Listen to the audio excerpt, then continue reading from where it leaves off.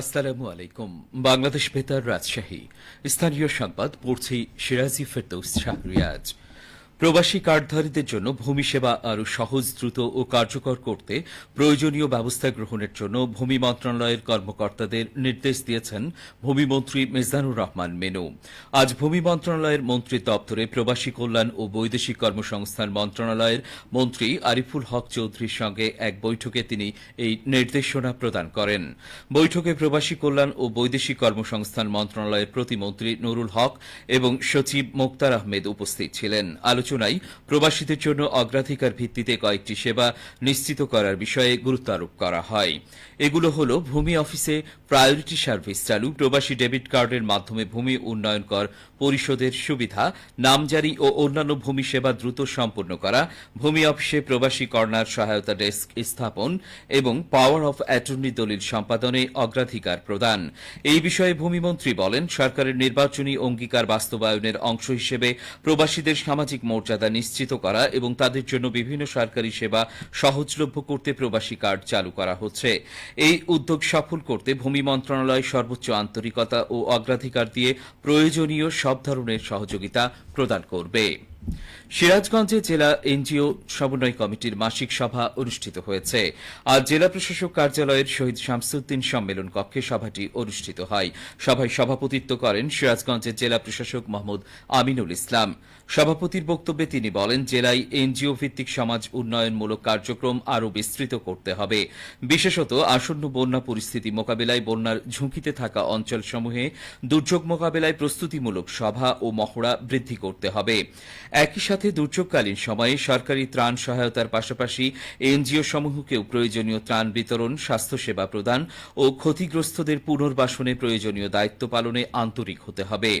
সভায় অতিরিক্ত জেলা প্রশাসক সার্বিক গণপতি রায়, অতিরিক্ত জেলা প্রশাসক শিক্ষা সাদত হোসেন সহ বিভিন্ন এনজিওর প্রতিনিধিরা উপস্থিত ছিলেন। রাজশাহী প্রকৌশল ও প্রযুক্তি বিশ্ববিদ্যালয়ের কেন্দ্রীয় লাইব্রেরির ওয়েবসাইটের মাধ্যমে ই বুক ও ই জার্নাল অনলাইনে সহজলভ্য করা হয়েছে। আজ রুয়েটের ভারপ্রাপ্ত লাইব্রেরিয়ান মোহাম্মদ মাহবুবুল আলম স্বাক্ষরিত এক বিজ্ঞপ্তিতে এই তথ্য জানানো হয়। বিজ্ঞপ্তিতে বলা হয়েছে, সংশ্লিষ্ট সকল শিক্ষক, শিক্ষার্থী, কর্মকর্তা ও কর্মচারীদের জানানো যাচ্ছে যে রুয়েটের কেন্দ্রীয় লাইব্রেরির উল্লেখিত ওয়েবসাইটের মাধ্যমে বিশ্ববিদ্যালয়ের এই ব্যবহার করে ই বুক ও ই জার্নাল অনলাইনের মাধ্যমে পাওয়া যাবে।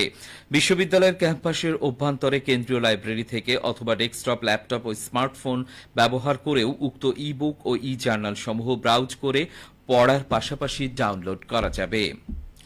নাটোরের সিংড়ায় বার্ষিক উন্নয়ন কর্মসূচির আওতায় বিভিন্ন প্রতিষ্ঠান এবং দরিদ্র অসহায় পরিবারকে 25টি সেলাই মেশিন ও 22টি তারা 2 নলকূপ প্রদান করা হয়েছে।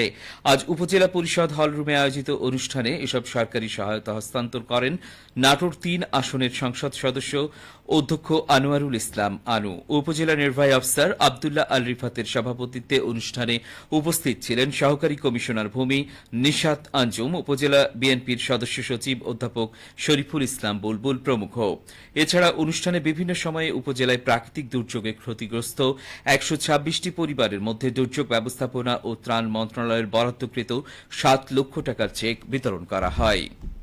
চাঁপাইনবাবগঞ্জের প্রত্যন্ত ও দুর্গম চরাঞ্চলে বিনামূল্যে চিকিৎসা সেবা প্রদান এবং ঔষধ বিতরণ করেছে বিজিবি। আজ সকালে সদর উপজেলার নারায়ণপুর ইউনিয়নের মাহমুদা মতিউল্লাহ উচ্চ বিদ্যালয় মাঠে সীমান্তবর্তী দুর্গম চরাঞ্চলে অসহায়, দুস্থ ও সুবিধাবঞ্চিত জনগণের জন্য বিনামূল্যে চিকিৎসা সেবা এবং বিনামূল্যে ঔষধ বিতরণ করা হয়। এছাড়াও ভেটেরিনারি ডাক্তারের মাধ্যমে স্থানীয় গবাদি পশুর চিকিৎসা সেবাও প্রদান করা হয়। চাঁপাইনবাবগঞ্জ 53 বিজিবি ব্যাটালিয়নের অধিনায়ক লেফটেন্যান্ট কর্নেল কাজী মোস্তাফিজুর রহমান জানান, মেডিকেল ক্যাম্পেইনের মাধ্যমে 700 অসহায় ও সুবিধাবঞ্চিত মানুষকে বিনামূল্যে চিকিৎসা সেবা ও ঔষধ প্রদান এবং 200 গবাদি পশুর চিকিৎসা সেবা প্রদান করা হয়। ভেটেরিনারি ও বিশেষজ্ঞ চিকিৎসকদের 8 সদস্যের একটি দল এই চিকিৎসা সেবা প্রদান করেন বলে তিনি জানান। সবশেষে আবহাওয়া।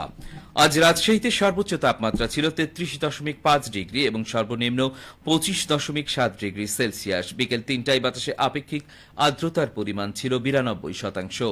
রাজশাহী ও পার্শ্ববর্তী এলাকায় আজ সূর্যাস্ত সন্ধ্যে 6:54। সংবাদ শেষ হল। আমাদের পরবর্তী স্থানীয় ইংরেজি সংবাদ আজই সন্ধ্যে 6:05।